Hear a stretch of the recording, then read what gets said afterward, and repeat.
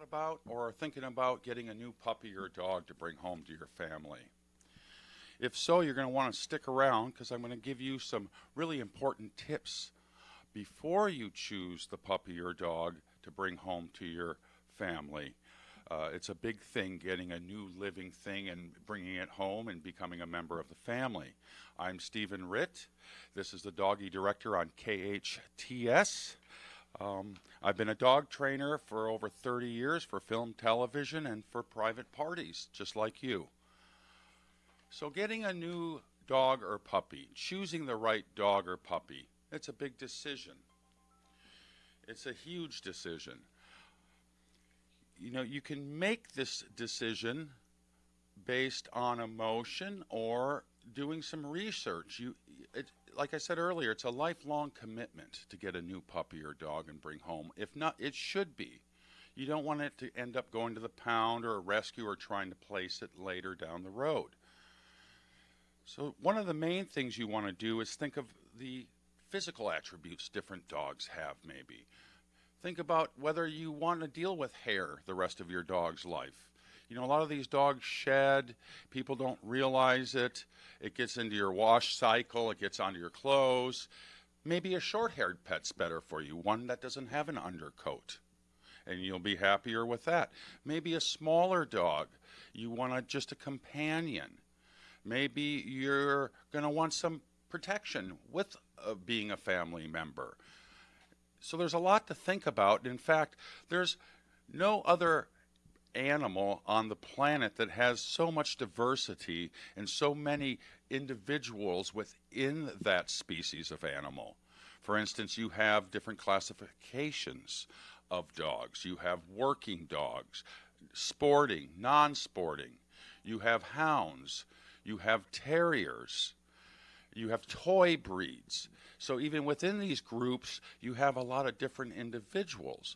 And of course, a lot of dogs have been bred to do different things that they inherently have certain characteristics that they've been bred for. If you're gone all day and you have a problem paper training a dog, maybe a little 4, 5, 6, 7 pound dog isn't for you. You have to realize that, look at the size of their feet and their heads. They don't have large bladders. There's just no way they're going to be able to necessarily hold their bladder for 8, 9 hours. So maybe that's not the dog for you unless you're willing to paper train and you're okay with paper training a dog. A lot of dogs, bigger dogs with loose lips, mastiffs and so forth, bulldogs, they drool a little. Or the bulldogs have breathing problems. They can't be outside in extreme heat if you're out in the desert. There's very, little airway passageway through their nose to cool the air that gets to their brain, so they're prone to heat exhaustion. So there's a lot to consider when getting a new dog. I know it's easy because we're kind of trained a lot of shopping, and companies know shopping and buying things based on emotion. So there's a different way to do things. You can either, the stars are aligned right, you just happen to come across this puppy and that's fine, or this dog, and I've done that before. But you're going to have your dog, hopefully, its whole entire life. So it's a good thing to give it some thought. Do some research maybe, so it fits in better with you and the family. If you got kids, a lot of people think a little dog's better with kids. That's not necessarily true. They can get hurt easier. They feel pain easier if a small child grabs their ear. They're more likely to bite. Their pain tolerance isn't as high as some of the larger breeds that can take more physical abuse if you have a lot of children in the house.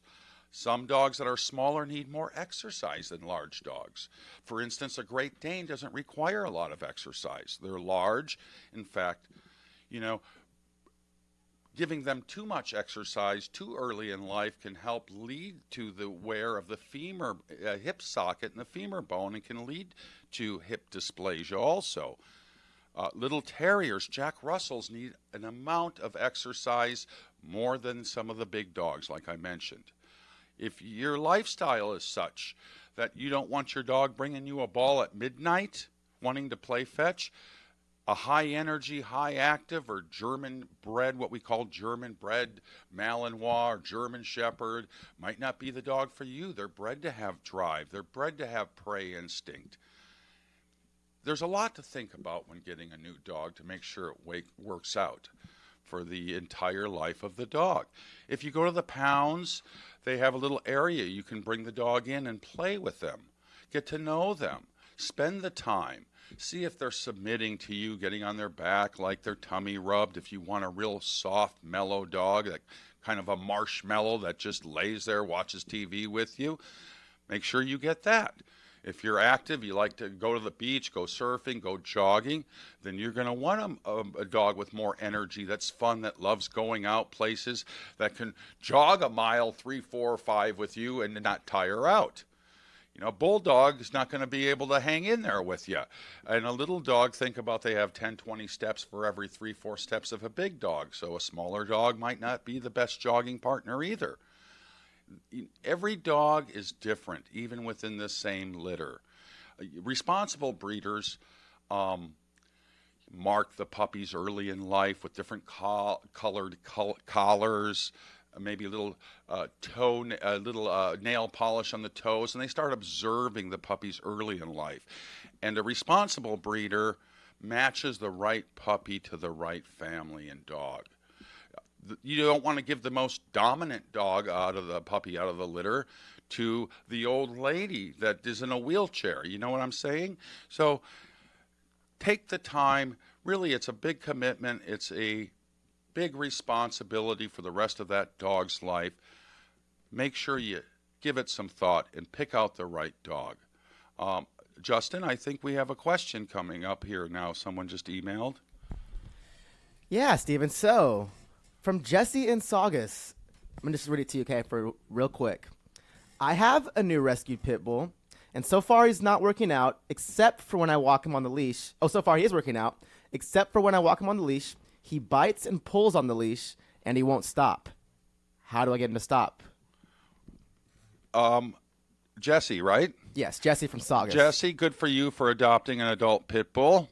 A lot of them make fantastic pets.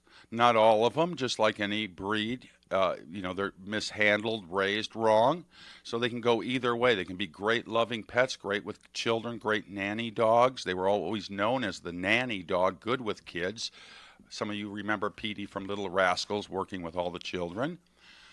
Your dog, I've seen this quite a few times with bully-type breeds, especially some other breeds, Goldens, where they're so excited and they're very orally inclined and they have some prey drive and they just really bite that leash and pull on it. The best thing is, rather than sit there, correct them, especially if they haven't been trained so they're not sensitive to vocal corrections, you're going to want to get a product called Bitter Apple. You can get that in various pet stores. It's the original. It's been around a long time. It's not only good to spray on the leash, don't let your dog see it, spray it before you walk them, and that way you're not getting into a battle with them. It's not a matter of wills. Rather than correct it and face it head on to start, just get them used to going out without chewing on it. This will prevent 99% of the dogs from biting it if you soak it with that bitter apple. You can also use it on furniture, plants, objects around the home in conjunction with some of the things we've mentioned in previous shows. If your dog has a chewing or destructive chewing problem, that bitter apple is just part of that solution. So you can use that on the leash. You can also walk them on a chain leash. The dogs tend not to want to bite metal.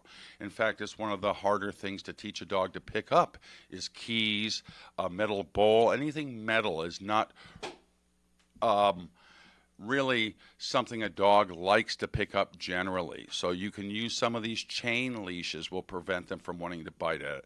I suggest you get some kind of always obedience with a positive progressive training program in conjunction with any behavioral problem. It's always best. Your dog's learning commands. You can take his focus off wanting to bite on the leash and pull on the leash and give him a command. And he's used to paying attention, liking to work. He's used to focusing and holding his attention on you. So that's always best rather than, start playing tug of war with him, trying to jerk it out of his mouth. Use the other approach, the non-defensive, non-force approach in this case, which would be either soaking it with the bitter apple, your leash, or using a chain leash for now. And I suggest you get a little bit of training so he can be a good citizen and represent pit bulls good to other people out there. Okay, we're going to come back. We're talking about choosing the right dog for you and your family before you bring them home. I'm Stephen Ritt. You're listening to KHTS, the Doggie Director. We'll be back in a moment. Why do people from all over Santa Clarita come to our spa in Canyon Country? Simple. They want the highest quality services at prices that everyone can afford. This is Rosemary from Beyond Harmony Med Spa. Read our reviews and know why we won the Ultimate Beauty Awards 2 years in a row by the readers of Elite magazine.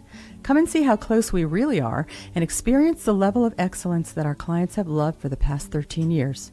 Go to beyondharmony.com or call 298-8008 today for a free consultation. Stone Oven, the healthy alternative. You've never tasted a sandwich like this before. Gourmet bread cooked before your eyes. Stone Oven at the food court at Valencia Town Center. Save at the best Santa Clarita restaurants. Restaurant Row, where everything is half price. Click on hometownstation.com and discover incredible savings. Online or at our radio station, everyone saves with Restaurant Row. Check it out at hometownstation.com. Restaurant Row, where everything is half price.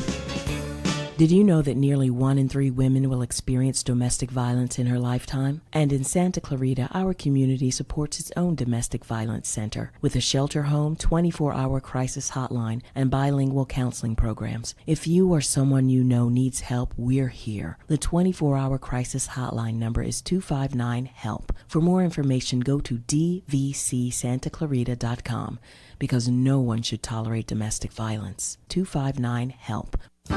The Santa Clarita Artists Association has a new gallery in downtown Newhall on 6th Street between Main and Railroad, right across from the Canyon Theater Guild. The gallery features our members' paintings, sculptures, and one-of-a-kind handcrafted gift items. Whether you're an art lover, buyer, or an artist wishing to join, visit our website at santaclaritaartist.org, come to our free monthly meetings at Barnes & Noble, or stop by the gallery. For upcoming events and exhibits, check us out at santaclaritaartist.org. We make visual art visible. Welcome back to the Doggie Director with K9 Master Stephen Ritt.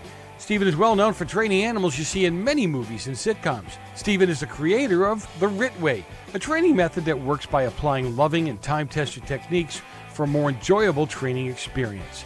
Lines are open. You can call Stephen at 661-298-5487. That's 661-298-5487. You can listen live online at hometownstation.com. And now, Stephen Ritt, your dog's best friend.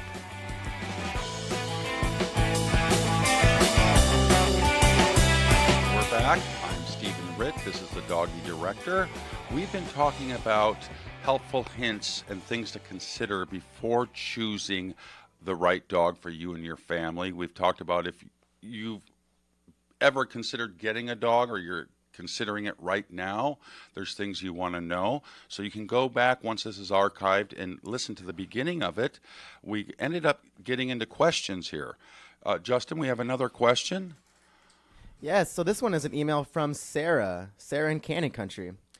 She says, I live with my 80-year-old mom, and we just adopted an 8-month-old golden retriever. He's really sweet, but he's also very excited and won't stop jumping on my mom and all over the place. I'm afraid he might hurt her. How can I help the situation? Well, there you have a combination of an 80-year-old mom, and I'm glad someone's there. You're there with your mother, helping her out, I assume. And you have an 8-month-old golden retriever that sounds like it's still a puppy. Large breeds mature much slower than small breeds. A large breed dog doesn't become mentally and emotionally mature or full territorial aggression come out till they're 2 years old.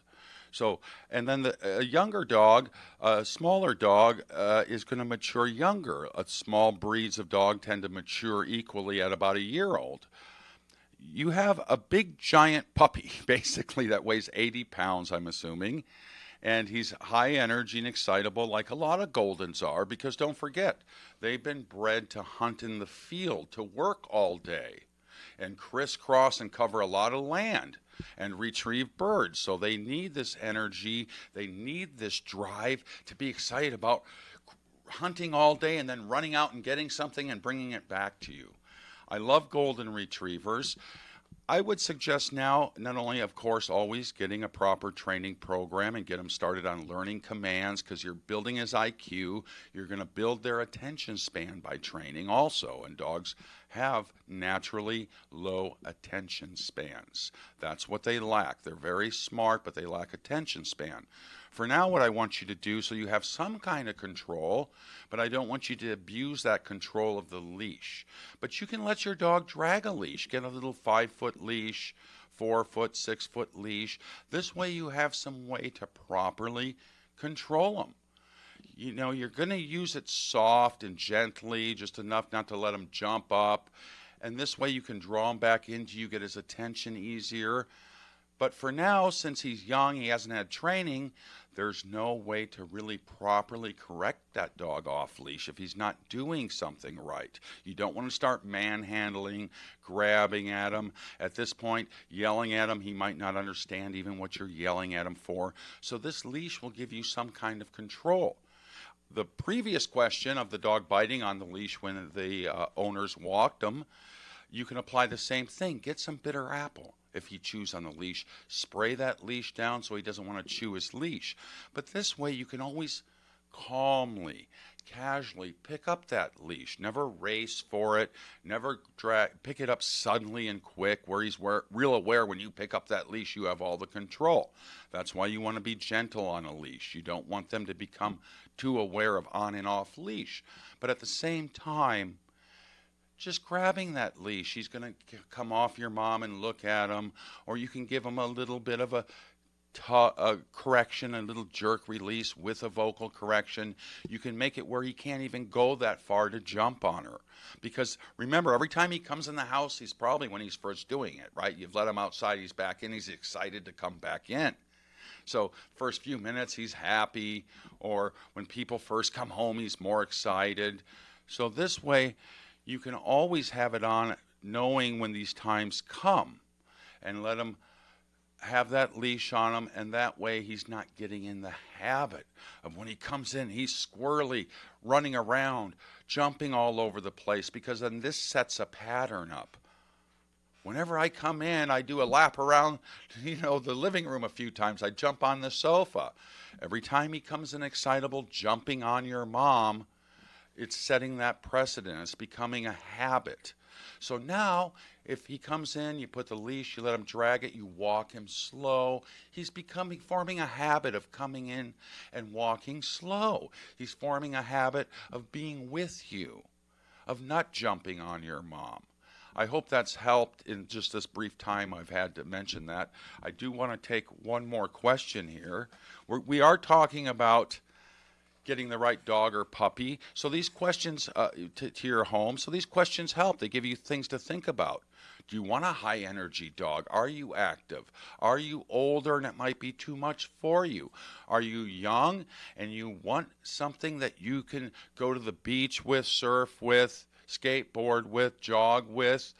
Or is that type of dog going to be too much for you? Maybe you just want a pet that you just want to love, to cuddle with you, to sit on the couch and watch TV and just get its tummy rubbed. Then make sure you get a more calm dog, a more submissive dog. What's our next question, Justin? Okay, Doggie Director. So the last one, Doggie Director, is from Marvin. He's a young family, so he has a little bit of questions about a dog with new children. He says, I have a 5-year-old and a 3-year-old, and I'm trying to find out what the best dog is for small children. Can you help him? Yes, Marvin, with children, I first want to stress you never leave a small child alone in the room with the dog. It's not because I don't trust the dogs necessarily. Young children don't understand a lot of things, and there's a lot of strength in their hands. They can hurt a dog accidentally. Certain places on a dog are real sensitive. The skin on the stomach, the flank, the ears, the nose. So no matter what dog you get, especially in the beginning, don't leave them alone with a child if you're a 3-year-old or younger, because you just don't know what the child's capable of.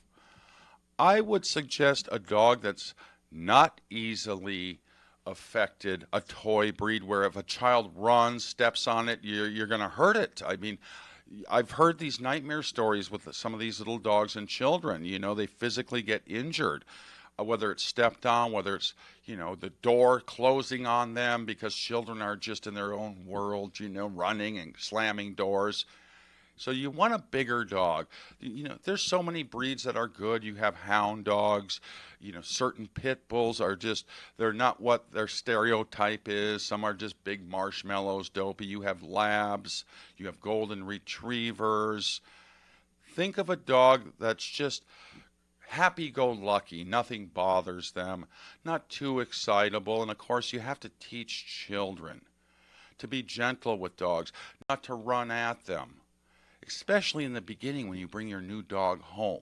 If you get an adult dog from a rescue, a lot of these rescues are really reliable. They've tested the dogs. They know if the dog can go to a home with children or cats, what have you. Of course, you really want to make sure that you're getting a dog that has not too much shyness either if it's an adult and not used to kids, because there's a thing called fear biting or touch shy. And if you do, you gradually acclimate to the child. You have the child feed them, make sure the new dog and the child is a positive experience to the new dog. And you can go back and archive from several shows ago. We talked about how to deal with fearful dogs in all kinds of situations. So that will help you if you have recently adopted a dog, or you do want to adopt a dog and in your heart you want to give a dog that's been abused a home and you're really not sure how it is with the children. I highly suggest you go back in archives and watch that show, because you can get them used to children, the right children that are raised properly and listen to their parents and are old enough to understand certain things. And you can form a wonderful bond with a rescue dog. A lot of these dogs in pounds are just so grateful to be adopted. A lot of them have been around kids. A lot of them are good-natured. Bring your children to the pound. Talk to the volunteers there. They'll know if that dog's good with children.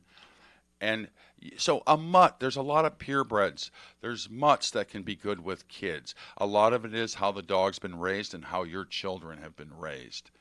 I want to thank you so much for joining us today. I hope this has helped you in your ventures of getting a new puppy or dog now or in the future. You're listening to KHTS. I'm the Doggie Director. Everybody have a blessed weekend and give your dog a pat for me.